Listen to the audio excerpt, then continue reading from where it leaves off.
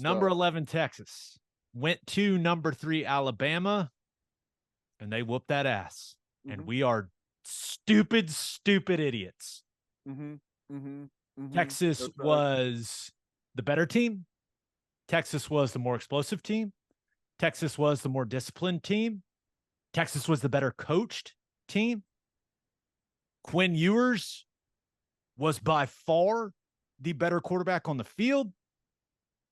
And Texas went to Tuscaloosa and gave Bama their first double-digit loss on that field since 2004.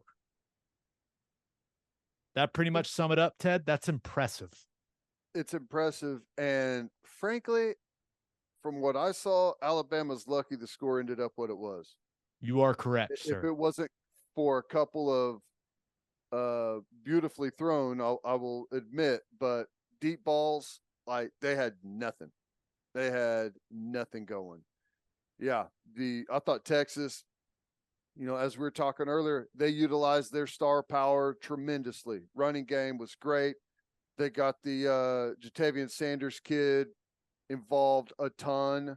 I wanted to slam my head into the table where I was watching because I continued to watch guys just have no awareness whatsoever on Alabama's defense for like the tight end screen. This is like a newsflash. I know it's not our target audience, but if you ever find yourself as a defensive tackle and you are completely and totally unblocked, they whiff on you. They're doing it on purpose. You need to stop, turn around, and go find the guy with the football. That's known as a screenplay. No idea it was happening, but credit Texas. They looked really good. Defensively, their D-line got after Alabama's offensive line's ass. Alabama's left tackle is the slowest person on the planet. That was a beatdown, an impressive beatdown. I just want people to be mentally prepared. Texas is going to be showered with praise, including by myself, and they absolutely deserve it. This is one of the more impressive performances I can remember in quite some time. Mm-hmm. Right? When you talk about going and playing in a hostile road environment and just beating that team's ass. It was like even the most cynical person, right? You have to acknowledge, yeah, us. You got to acknowledge that that's one hell of a win, man. And this is where I'm at with it. It's really hard to go undefeated, okay? So I'm not going to say that. But with what I saw, when I went back and watched every snap of this game, Texas can play for a national title. They're that good at the line of scrimmage. The O-line that really alarmed me a week ago against Rice, they were really solid. Now, neither team could really run it efficiently, so it came down to quarterback play, pass protection, and then dynamic playmakers at the skill positions. And Texas was way better at quarterback. Credit to Quinn Ewers. We questioned whether he could go into an environment like that and play at a high level. It's exactly what the young man did. Mm-hmm. He was great. The thing that impressed me the most, like he played quarterback. There's a physical way to play quarterback. And it means standing in the pocket, taking some shots, and delivering the ball accurately in the face of all that. That's what he did. So that, like you mentioned, Texas' defensive line was after Milroe all night.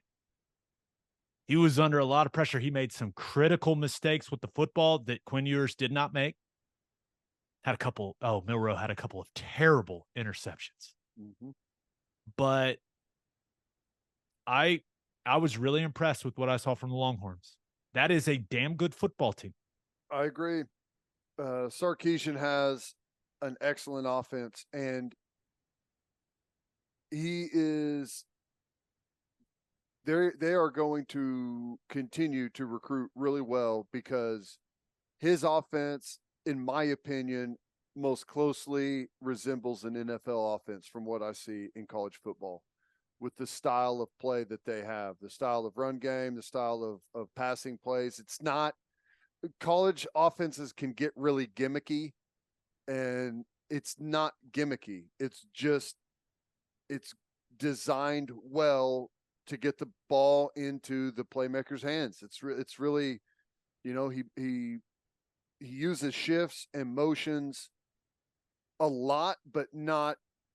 It's not just to do it. It's to create something. And I don't know. They've got some good ball players, and I think there's some weaknesses of their team. I think the Sanders kid is JT Sanders is a receiver. He ain't a tight end. That dude does not want to block at all. And I think that's a big weakness in their team and in their running game. But he makes up for it in how difficult he is to cover down the field. It's going to be a very, very tough game in October. Yep. We got right now, there's a lot of space between the two teams. It's how it feels for sure. Right. With what we've seen up to this point now, dude, I'm with you on Sarkisian. He may be the best in the country when it comes to finding favorable matchups for his best players and getting them the ball in space. I think the discussion is him and Lincoln Riley. That's the discussion. But I mean, it was big play after big play in this one for whether it was A.D. Mitchell, Xavier Worthy, JT Sanders. Like, they found multiple ways to get all of those guys the ball in space and get them one-on-one matchups. And credit to Texas, right? It was about the fourth quarter. We all know how much trouble they've had finishing games in Sarkisian's first two seasons, right? Bama was up, 16-13 heading into the fourth. Here it comes. Texas is going to show. They're going to choke. They're going to lose another one-score game. All they did was whoop Bama's ass from that point on. Yep. Pretty impressive, right? And you cannot be one of these people that said, oh, there's no way they go down there to Bama and win. And then after the fact, go, well, that's not a Bama team, right? Milroe stinks. Listen, you can't say both. Bama's still got NFL players all over the place. And Texas went down there and they were the better football team. Give them their credit. Yeah. Big moment in that game was the fumbled snap on that fourth down. Sometimes you need a little luck, Ted. Yeah, and like that could have been a major turning point in the game, because I think at that point it was it 27-24 at that point? I can't remember exactly what the score was, but it was a big moment in the game. And Texas running back comes in, picks it up. They reviewed it. I was up there in the booth saying, nope, it's coming back. Can't fumble it on fourth down and convert a first. But he never had possession of the ball.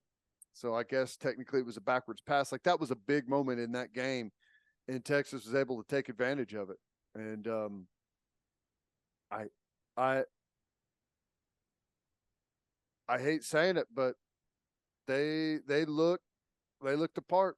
This is the best Texas has looked since I can remember. Now, it's one game. They didn't look good in week one. There were portions of this game where they didn't look great, but you have to consider some of that is the opponent. We'll see if they can keep it up. Like, one of the things Texas has never been very good at is handling success. So we'll see how they handle this. But coming away from it, I say Texas looks the part. That's a contender. I'm with you.